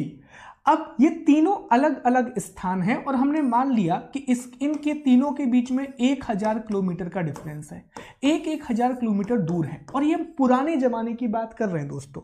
तो क्या हुआ, ये जो ए डायनेस्टी थी इसके सिक्के बी वाले के यहां मिले, और जो बी राज्य था इसके सिक्के आपको ए राज्य में मिले, या फिर एक इसके सिक्के आपको सी राज्य में मिले। तो इससे क्या पता पड़ता है कि इन तीनों राज्यों के बीच में, इन तीनों ही स्टेट के बीच में व्यापार हुआ करता था, इन तीनों ही राज्यों के बीच में ट्रेड हुआ करता था। तो सिक्के बहुत महत्वपूर्ण होते हैं। एक तो हमें शासक की जानकारी मिलती है, स्थान की जानकारी मिलती है, अर्थव्यवस्था की जानकारी मिलती है, और चौथी बात हमें व्यापार की जानकारी मिलती है। ये व्यापार या तो अंतरराज्यीय हो सकता है, इंटर स्टेट हो सकता है। इंटर स्टेट का मतलब है कि एक ही देश है उसके राज्यों के बीच में हो सकता है, या फिर ये अंतरराष्ट्रीय हो सकता है, दो अलग अलग देशों के बीच में व्यापार हो सकता है। मेसोपोटामिया की मोहरें इंडस वैली में पाई गई और इंडस वैली की मोहरें मेसोपोटामियन सिविलाइजेशन में पाई गई। तो ये सिक्कों का महत्व होता है। तो दोस्तों सबसे पहले हम अभिलेख और स्तंभ लेख के बारे में पढ़ेंगे। सबसे पहले हम एडिक्ट और पिलर एडिक्ट के बारे में पढ़ेंगे। आई रियली विश कि आपको ये तीनों टॉपिक बहुत अच्छे से क्लियर हो गए हैं। आइए आगे बढ़ते हैं, ठीक है। तो अब आपके सामने एक लिस्ट आएगी, बहुत सारे फैक्ट आएंगे, घबराना नहीं है, 4-5 चीजें बस आपको यहां पर याद रखनी है। तो सबसे पहले हम पढ़ते हैं महत्वपूर्ण अभिलेख और स्तंभ लेखों के बारे में। तो दोस्तों पहला अभिलेख जो आप याद रखेंगे, इस अभिलेख का नाम है बोगज कोई अभिलेख। क्या नाम है इसका? बोगज कोई अभिलेख है। परेशान मत होना, पीपीटी में लिखा है आगे, बोगज कोई अभिलेख है। ये अभिलेख 1400 बीसी का है दोस्तों। 1400 बीसी का मतलब क्या हो गया कि 2020 में 1400 को जोड़ दीजिए तो लगभग 3400 साल पुराना अभिलेख है। ऑलमोस्ट 3400 ईयर पुराना ये अभिलेख है दोस्तों। ये कहां से मिला है? तो ये एशिया माइनर वाले इलाके से मिला है। सर्च कीजिएगा गूगल में, एशिया माइनर कहां पर है? तुर्की के आसपास वाले इलाके को एशिया माइनर वाला इलाका कहा जाता है। और इसमें क्या लिखा है? तो इसमें दोस्तों जो वैदिक देवता होते हैं, जो वैदिक देवता होते हैं, और वैदिक देवता में नाम है किस किस का? तो इसमें आपको इंद्र का नाम मिलेगा, इसमें आपको मित्र का नाम मिलेगा, इसमें आपको वत्स का नाम मिलेगा, और एक देवता का नाम आपको और मिलेगा। पर बस इतना आपको याद रखना है कि सबसे पुराना अभिलेख कौन सा है। सबसे पुराने अभिलेख में बोगज कोई अभिलेख का नाम आता है दोस्तों, जो 1400 बीसी पुराना है, 1400 बीसी पुराना है, एशिया माइनर से मिला है, और इसमें वैदिक देवताओं की जानकारी है, वैदिक गॉड का डिस्क्रिप्शन इसमें दिया गया है। इंद्र, मित्र, वत्स, ये लोग इसमें निकल करके आते हैं। दूसरा जो अभिलेख है उसका नाम है दोस्तों ऐरण अभिलेख। क्या नाम है? इसका नाम है ऐरण अभिलेख। और ये जो ऐरण अभिलेख है दोस्तों, इसका संबंध भानुगुप्त से है। किससे है? भानुगुप्त से है। और ये जो ऐरण है, तो ऐरण एक जगह है सागर के पास, आपको देखने के लिए मिलेगी। सागर के पास एक जगह है ऐरण, ठीक है। तो ऐरण अभिलेख का संबंध भानुगुप्त से है, और ये इसलिए महत्वपूर्ण है कि ये पहला अभिलेख है या पहला साक्ष्य है जिसमें सती प्रथा का उल्लेख किया गया है। कई बार यह प्रश्न पूछा जाता है कि सती प्रथा का पहला साक्ष्य कहां पर मिला, फर्स्ट एविडेंस ऑफ सती। तो याद रखिएगा, इट्स ऐरण एडिक्ट, ऐरण अभिलेख, जो कि भानुगुप्त से संबंधित है दोस्तों। तीसरा अभिलेख, 3-4 ही याद रखना है, सारे आपको याद नहीं रखना है। तीसरे का नाम है दोस्तों हाथी गुम्फा अभिलेख। तीसरा कौन सा है? हाथी गुम्फा अभिलेख है, ठीक है। हाथी गुम्फा ये उड़ीसा के पास वाले इलाके में है। इसका संबंध कलिंग राजा खारवेल से है। कलिंग राजा खारवेल से ये जुड़ा हुआ है। अशोक को जब हम पढ़ेंगे तो वहां पर हम कलिंग राजा की बात करेंगे। तो हाथी गुम्फा जो अभिलेख है वो कलिंग राजा खारवेल से जुड़ा हुआ है, और इसमें पहली बार दोस्तों भारतवर्ष का उल्लेख किया गया है। पहली बार भारतवर्ष शब्द का उल्लेख किया गया है। अगेन यहां से प्रश्न आएगा कि वह कौन सा अभिलेख है जिसमें पहली बार भारतवर्ष शब्द का उल्लेख किया गया है। Addict which first time described the word Bharatvarsh.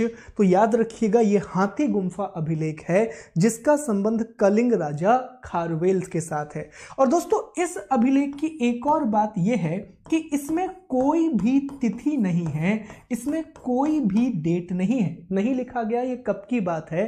तो इसे कहा जाता है कि ये तिथि रहित अभिलेख है। It is the dateless addict, ये भी इसके बारे में कहा जाता है दोस्तों। चलिए आगे बढ़ते हैं और चौथे अभिलेख की बात करते हैं। दोस्तों जो चौथा अभिलेख है इसका नाम है गरुण स्तंभ, गरुण पिलर, या कई बार इसको वेसनगर अभिलेख भी कहा जाता है। क्या कहा जाता है? वेसनगर अभिलेख भी कहा जाता है। वेशनगर विदिशा का पुराना नाम है दोस्तों। ये जो वेशनगर है ये विदिशा का ही पुराना नाम है। और ये जो वेसनगर अभिलेख है इसका संबंध एक यवन राजदूत से है, एक ग्रीक एम्बेसडर से है जिसका नाम था हेलियोडोरस।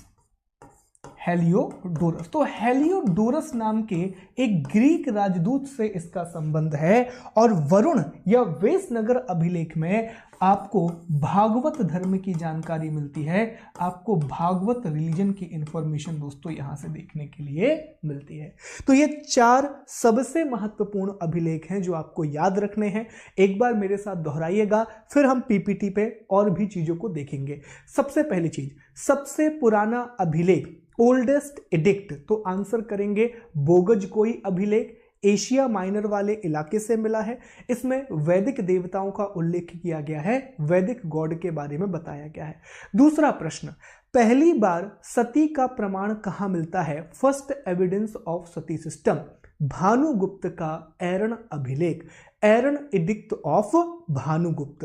तीसरा प्रश्न दोस्तों, भागवत धर्म की जानकारी कहां से मिलती है? The information of Bhagavata religion. Answer कीजिएगा हेलियोडोरस के गरुण स्तंभ से, ठीक है, या हेलियोडोरस के बेसनगर अभिलेख से आपको भागवत जन्म की जानकारी मिलती है। चौथा प्रश्न पूछेगा, भारतवर्ष का पहली बार उल्लेख किस अभिलेख में किया गया? The Bharatvarsh explain first time in which addict? तो आंसर कीजिएगा हाथी गुम्फा अभिलेख, जिसका संबंध कलिंग राजा खारवेल के साथ था। आई विश आपको ये चार चीजें याद हो गई होंगी।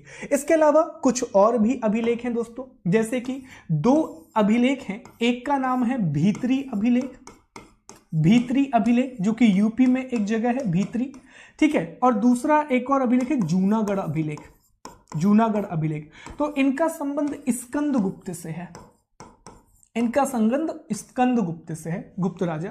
एक अभिलेख है प्रयाग अभिलेख, जिसको प्रयाग प्रशस्ति भी कहा जाता है। इसका संबंध आपको याद रखना है दोस्तों समुद्रगुप्त से है। किससे है? समुद्रगुप्त से है, ठीक है। तो ऐसे बहुत से अभिलेख आपको देखने के लिए मिलेंगे। आइए अब इसको पीपीटी में हम देख लेते हैं। ओके, तो पीपीटी में कुछ इस प्रकार से चीजें आपको दिखेंगी, जैसे यहां पर आप देख रहे हैं, यहां पर आप देख रहे हैं दोस्तों, ध्यान दीजिएगा कि हाथी गुम्फा अभिलेख, कलिंग राजा खारवेल, सर्वप्रथम भारतवर्ष का जिक्र मिला। जूनागढ़ ये गिरनार वाला है, गिरनार वाला, ठीक है, ये रुद्र दामन से संबंधित है और आगे हम पढ़ेंगे ये संस्कृत भाषा में लिखा गया बहुत बड़ा अभिलेख है। नासिक अभिलेख का संबंध गौतमी बलसरी से है। प्रयाग स्तंभ का संबंध समुद्रगुप्त से है। ऐहोल अभिलेख का संबंध पुलिकेशन से है, एमपी से रिलेटेड है। मंदसौर अभिलेख का संबंध मालवा नरेश यशोवर्मन से है दोस्तों। और ग्वालियर अभिलेख का संबंध प्रतिहार नरेश भोज से है। भीतरी और जूनागढ़ दोनों अलग अलग हैं, इसका संबंध स्कंदगुप्त से है, ठीक है। देवपाड़ा अभिलेख बंगाल शासक विजयसेन से जुड़ा हुआ है। वेसनगर या विदिशा ये हेलियोडोरस का अभिलेख है, ठीक है। एरन अभिलेख भानुगुप्त का है, सती प्रथा का साक्ष्य। और एशिया माइनर का बोगज कोई अभिलेख, इसमें वैदिक देवता मित्र, वरुण, इंद्र और नासत्य की जानकारी देखने के लिए मिलती है। माफ कीजिए, गलत हो गया था, ये वरुण था, माफ कीजिए, ठीक है। तो वैदिक देवता मित्र, वरुण, इंद्र और नासत्य की इंफॉर्मेशन आपको देखने के लिए मिलेगी। ये बस करेक्ट कर लीजिए, गलती हो गई थी उसमें, ठीक। तो ये आपको अभिलेख याद रखने हैं। तो यहां पर भी वो 5 अभिलेख याद रखना जो मैंने आपको बताए हैं। हाथी गुम्फा याद रखना, गरुण स्तंभ याद रखना, बोगज कोई याद रखना, इसके अलावा एरन अभिलेख याद रखना। ये बहुत ज़्यादा इंपॉर्टेंट अभिलेख हैं। बताइए क्या यहाँ तक सारी बातें क्लियर हैं आपको? फिर हम अगले टॉपिक पर बढ़ते हैं। बताइए दोस्तों, क्लियर है यहाँ तक सारी बातें?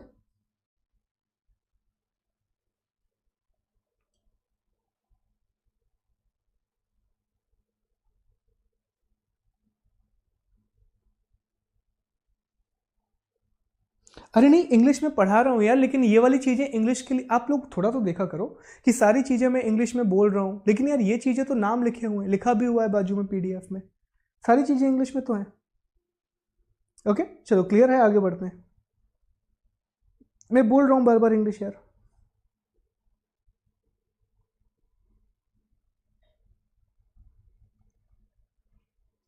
चलिए आगे बढ़ते हैं। तो ये अभिलेखों के बारे में जानकारी थी, ये एडिक्ट के बारे में इंफॉर्मेशन थी। ये एरन की पिक्चर है, एरन में कुछ इस प्रकार की चीजें आपको देखने के लिए मिलेंगी। अब दोस्तों हमें किसकी बात करनी है? तो अब हमें सिक्के और अन्य चीजों की बात करनी है। अब हमें क्वाइन और दूसरे एविडेंस के बारे में डिस्कस करना है। तो देखिए यहां पर 2-3 चीजें याद रखना दोस्तों। जो भारत के प्राचीनतम सिक्के हैं, जो भारत के प्राचीनतम सिक्के हैं, या इसको आप कहेंगे ओल्डेस्ट क्वाइन ऑफ इंडिया है, जो ओल्डेस्ट क्वाइन है इंडिया के, उन्हें कहा जाता है दोस्तों आहत सिक्के। क्या कहा जाता है? उन्हें आहत सिक्के कहा जाता है। उन्हें कहा जाता है आहत या पंचमार्क क्वाइन, ठीक है। आहत या पंचमार्क सिक्के उनको कहा जाता है।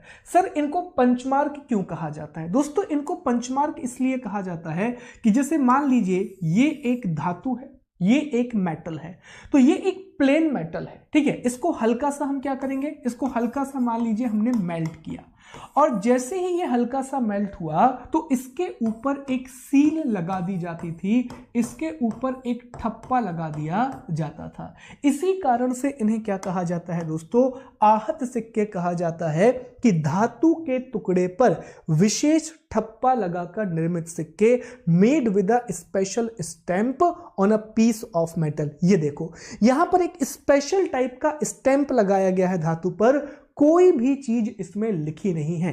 तो आहत सिक्कों की विशेषता क्या होती है, पंचमार्क क्वाइन के स्पेशलिटी क्या होती है दोस्तों, पंचमार्क सिक्कों की सबसे बड़ी विशेषता यही है कि इन पर आपको सिर्फ आकृतियां देखने के लिए मिलेंगी, शेप देखने के लिए मिलेगा, यहां पर किसी भी प्रकार का लेख आपको देखने के लिए नहीं मिलेगा, कोई भी राइटिंग या स्क्रिप्ट आपको आहत सिक्कों पर देखने नहीं मिलेगी, पंचमार्क क्वाइन पर देखने के लिए नहीं मिलेगी। लेकिन आप खुद सोचो, क्या हमेशा ऐसे ही सिक्के बनते रहेंगे, कभी कोई इन पर कुछ लिखेगा नहीं। तो आगे जाकर के दोस्तों जब भारत में यवन शासक आए, जब इंडिया में ग्रीक रूलर आए, तो यवन शासकों ने पहली बार सिक्कों पर लेख लिखा, पहली बार इन्होंने यहां पर राइटिंग की दोस्तों, जिसे स्क्रिप्टेड क्वाइंस भी कहा जाता है। मतलब अब तक क्या हो रहा था, तो अब तक सिक्कों पर सिर्फ आकृतियां बनाई जा रही थी, एक धातु आई उस पर हमने एक सील लगा दी। अब जैसे ही यवन शासक भारत में आएंगे, ग्रीक रूलर इंडिया में आएंगे दोस्तों, वो सिक्कों पर लेख लिखने का काम करेंगे, या तो वो जगह का नाम लिखवाएंगे, या किसी गॉड का नाम लिखवाएंगे, या खुद राजा का नाम उस पर लिखा जाएगा। और ये हम डिस्कस कर ही चुके हैं कि समुद्रगुप्त की वीणा बजाती हुई मुद्रा वाले सिक्कों से उसके संगीत प्रेमी होने का प्रमाण मिलता है, ठीक है।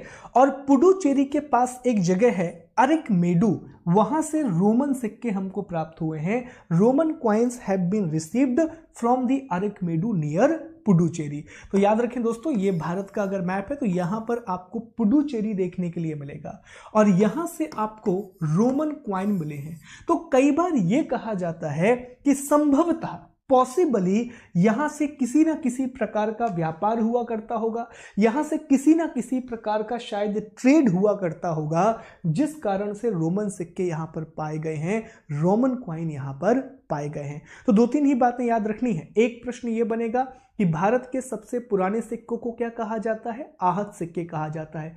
ओल्डेस्ट क्वाइन ऑफ इंडिया को पंचमार्क क्वाइन कहा जाता है, यह चीज आपको याद रखनी है। दूसरा, भारतीय सिक्कों पर लेख लिखने का काम किसने किया, स्क्रिप्टेड क्वाइन किसने स्टार्ट किए, तो यवन शासकों के द्वारा शुरू किए गए, ग्रीक शासकों के द्वारा यह काम शुरू किया गया, ठीक है।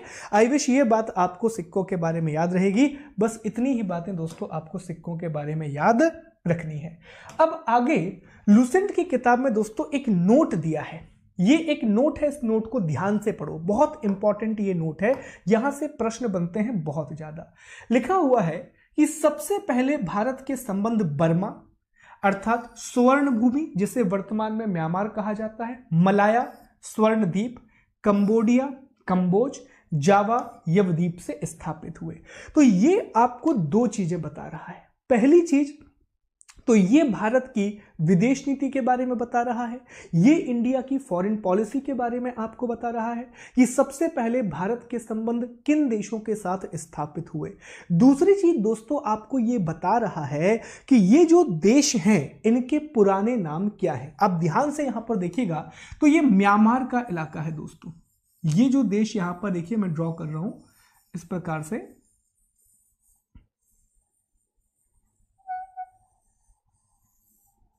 ओके तो ये म्यांमार है। तो म्यांमार का पुराना नाम क्या था, तो देखिए यहां पर सर्च कीजिए, म्यांमार का जो पुराना नाम था वो था सुवर्ण भूमि। क्या नाम था, सुवर्ण भूमि। अब देखो इसमें ऐसे याद रखो कि ये प्रमुख भूमि है, ये कोई द्वीप नहीं है, तो ये भूमि है दोस्तों, ये लैंड है, तो इसका नाम क्या रखा गया, स्वर्ण भूमि नाम रखा गया। इंग्लिश में भी इसे स्वर्ण भूमि ही कहा जाएगा। अब इस वाले इलाके में आओ तो यहां आपको एक देश मिलेगा और इस देश को कहा जा रहा है दोस्तों कंबोडिया। इसको हम किस रूप में जानते हैं? कंबोडिया के रूप में जानते हैं। लेकिन कंबोडिया का पुराना नाम क्या था? तो याद रखेंगे, इसका पुराना नाम था कंबोज। ये प्रश्न अक्सर पूछ लिए जाते हैं दोस्तों। और कंबोडिया में आप जानते हैं कि बहुत से हिंदू देवी देवता के मंदिर आपको यहां देखने के लिए मिलेंगे। फिर वो तीसरा कह रहा है जावा। तो जावा वाला इलाका ये है मेरे दोस्त, ये इलाका है। उस समय कुछ और बड़ा होगा। तो जावा को किस नाम से रखा गया है? जावा को वो कह रहा है यव द्वीप, और ये एक द्वीप है, ये एक आइलैंड है। तो इसका नाम क्या रखा उसने? यवद्वीप नाम रखा। फिर वो कह रहा है मलाया। तो मलाया में दोस्तों ये इलाका आता है, मलेशिया का इलाका। ये कुछ इलाका इसमें आपको सुमात्रा, ये इंडोनेशिया, ये सारा इलाका मलाया में आता है। और ये भी क्या है? एक प्रकार के द्वीप है। तो इसको क्या कहा गया दोस्तों? इसको स्वर्ण द्वीप कहा गया। अब देखो यहां पर कंफ्यूज नहीं होना है आपको। देखो ये तो द्वीप है तो इनको स्वर्ण द्वीप बोल दिया गया, लेकिन म्यांमार एक भूमि है तो इसे स्वर्ण भूमि कहा गया। तो म्यांमार का नाम स्वर्ण भूमि था, कंबोडिया का नाम कंबोज था, जावा का नाम यवद्वीप था, और मलाया का नाम दोस्तों आपको याद रखना है स्वर्ण द्वीप था। ये 4 नाम आपको याद रखने हैं। कई बार ये चीजें दोस्तों पूछ ली जाती हैं। आई विश यहां तक टॉपिक आपको क्लियर होगा।